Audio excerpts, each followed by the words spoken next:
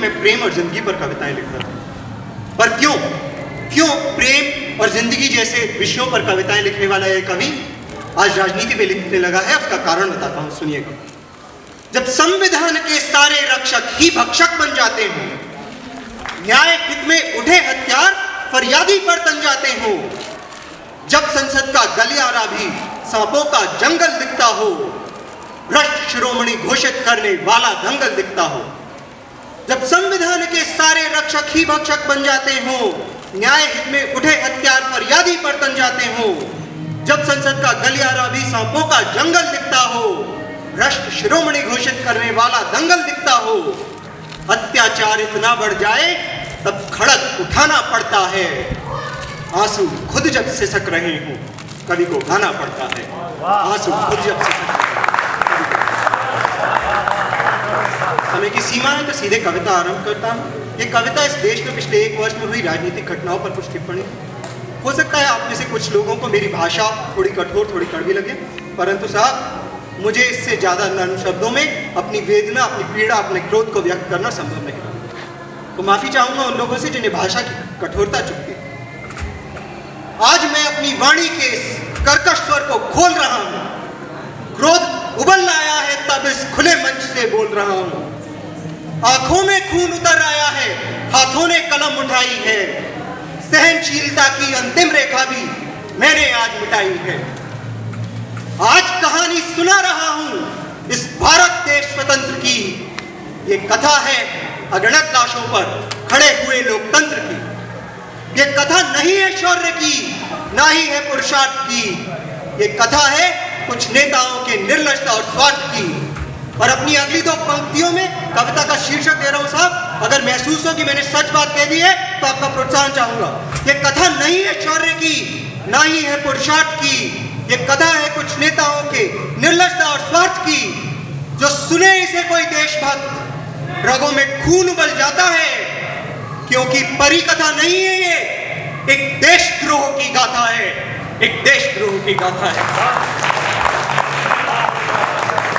धन्यवाद। जो तोड़े इंसान को मंदिर मस्जिद पर, वो यहाँ महाप्रतापी है।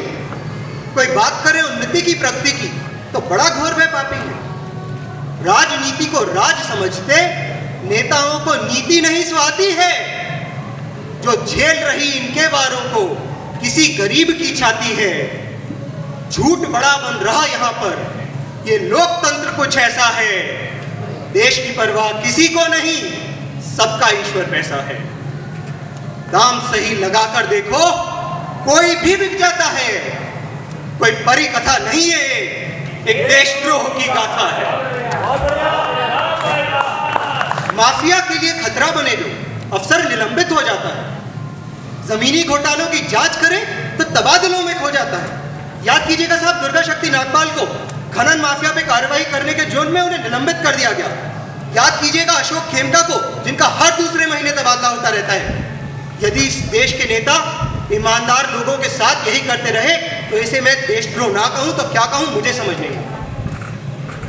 माफिया के लिए खतरा बने जो अफसर निलंबित हो जाता है, जमीनी घोटालों की जांच करे तो तबादलों में खो जाता है। कहीं देश की राजधानी भी बलात्कारियों का अड्डा है, और कहीं भरा जाता 100 बार वही सड़क का गड्ढा है। कोई देहाती औरत कह जाए तब भी हम चुप रह जाते हैं, कोई राष्ट्रगीत का अपमान करे तब भी हम सह जाते हैं। पाकिस्तान के प्रधानमंत्री आए, हमारे प्रधानमंत्री को देहाती औरत कह गए, नेता कुछ नहीं बोले, कोई कार्रवाई नहीं की। हमारे देश की संसद से एक सांसद राष्ट्रगीत के बीच उठकर चल देते हैं और कहते हैं कि राष्ट्रगीत गाने से उनके मजहब को ठेस पहुंचती है। साहब मैं नहीं जानता कि इस देश में कोई भी मजहब आपको राष्ट्रगीत का अपमान करने की अनुमति देता होगा, और हमारी सरकार भी इसे चुपचाप सहन कर लेती है। क्यों? क्योंकि गठबंधन की मजबूरियां हैं। यदि कुछ बोले तो सरकार गिर सकती है। जब सरकार बचाना राष्ट्रगीत के सम्मान से ऊपर हो जाए तो सरकार इससे ज्यादा कहां गिरेगी, मैं नहीं समझ पाता। कोई देहाती औरत कह जाए तब भी ये नेता सह जाते हैं, कोई राष्ट्रगीत का अपमान करे तब भी चुप रह जाते हैं।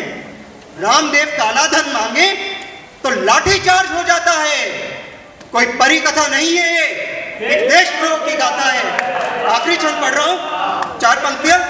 कहीं मात्र 12 रुपयों में भरपेट भोजन मिलता है, कहीं एक अन्ना के अनशन से स्वर्ण सिंहासन हिलता है। कभी जमीन, कभी खेलों का पैसा, कभी कोयला तक खा जाते हैं। गरीबी का उपहास करते हैं, उसे मानसिक दोष बताते हैं। इस देश को कितना लूट चुके हैं, इस सच का ज्ञान है भला किसे। राजनीतिक क्षमता का यही मापदंड, किसने आखिर छला किसे। जो सच खोले कोई इंसान तो वीर गति वह पाता है। कोई परी कथा नहीं है ये, एक देशद्रोह।